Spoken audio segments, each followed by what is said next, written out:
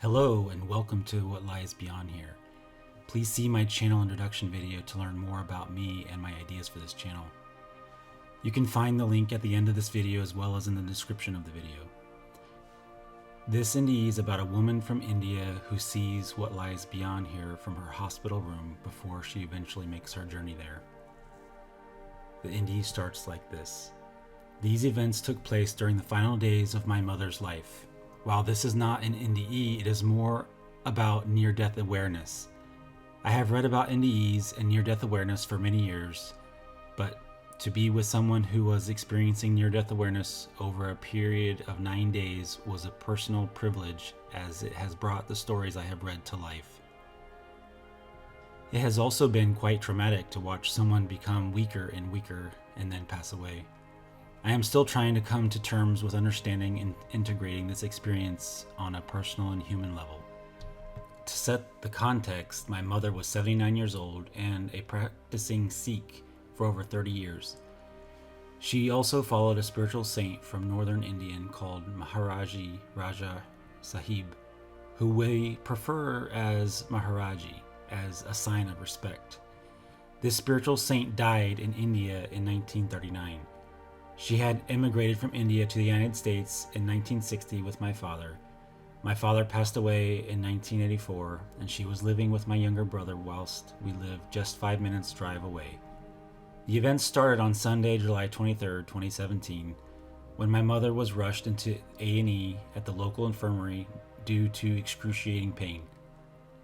It was found that her thoracic aortic aneurysm had grown from 6.5 centimeters to 9.5 centimeters within a space of about 4 weeks.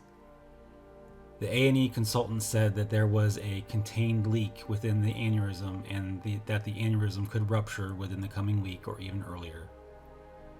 On Tuesday, July 25th, she was in severe pain at around 8 p.m. when I went to visit her. When I spoke to her, she said that she had heard my grandmother calling her earlier. She said, "Why is she calling me? Has she come to collect me?" Her mother had died in India in 1955. We took her up to bed, and from this point to her passing away, she was never to leave her bed again. On Thursday, July 27th, in the afternoon, she said to my wife that the game is finished on Saturday, and that Maharaji would be back on Saturday to collect her. At around 5 p.m., she asked to be sat up, asked for her headscarf, and said her prayers for 30 minutes and then lay down again. Later in the evening, she started saying her goodbyes to everyone. On Friday, July 28th, at around 6:30 in the morning, she started tugging her bed sheet and kept asking for clean white sheet. On Saturday, July 29th, in the afternoon, she said that they had come for her. One of my aunts, who was with her at the time, asked, "Why are you in a hurry?" My mother then said, "They're going back now."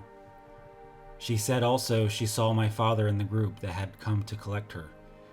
Later in the evening, she kept saying that she'd been asking to go since the morning, but why was it taking so long? On Sunday, July 30th, in the afternoon, she said she was happy everything was done. On Monday, July 31st, in the morning at about 7 a.m., I was talking to her, and at one point she looked straight past my left shoulder and said, "Oh, Maharaji, I didn't see you there." She then asked them for a suit and raised her hand out as if grabbing something. After this, she started saying it was time, and she went.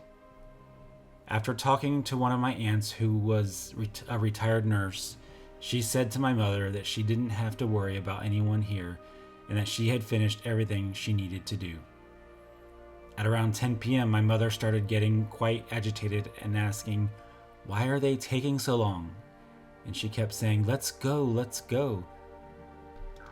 On Tuesday, August 2nd, at around 2 a.m., she asked for the ambulance to be called as she was ready to go in it. She asked me where my wife was and said to tell her to come here as she wasn't well and was ready to go in the ambulance. At around 5 a.m., my mother put her hands in the prayer position, looked upwards toward the ceiling, and then around the room as if acknowledging something that neither me nor my sister could see. After this, my mother slipped further downwards during the day and started to become less responsive. On Thursday, August 4th, I was preparing some food at around 3 p.m. I mentioned to my sister that it felt like my mother was wandering around the house, even though she was still in bed upstairs and hardly responding to us or any stimulus.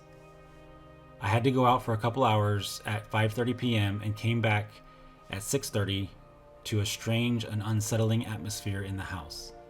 I can only describe it as heavy and claustrophobic, with an eerie, unsettling quietness, as if there was something waiting to happen.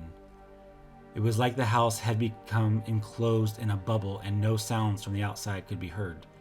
No birds, passing cars, or dogs barking. The house was usually busy till about 9 p.m. with extended family members visiting, but everyone that day had left by the time I got back, and there were only a few of us in the house. My mother took her last breath at 11:30 p.m. on that day. Almost 7 months after her passing away, I'm still thinking about these events and how I integrate them into my life going forward. It was one thing to read about the experiences of other people, but being part of the story has affected me and my understanding of life greatly. This is the end of the NDE, or NDA, near-death awareness. I have not read many non-Christian NDEs. They seem to experience what lies beyond here with their own religious details. One thing that stood out to me was why there was an ominous, heavy atmosphere. Usually that's an indication of nefarious spirits or demons. Maybe there was a battle for her soul, like I've read in some NDEs. Now an ending prayer. Thank you, God in heaven, for your grace to give us as we struggle to stay away from sin. We thank you for your guidance, your wisdom, and your teaching, and keeping us on the straight and narrow. We ask for your continued guidance and opening our eyes and ears so that we can hear and see the truth. We praise you for your blessings and all the things you have for us in the future. Amen.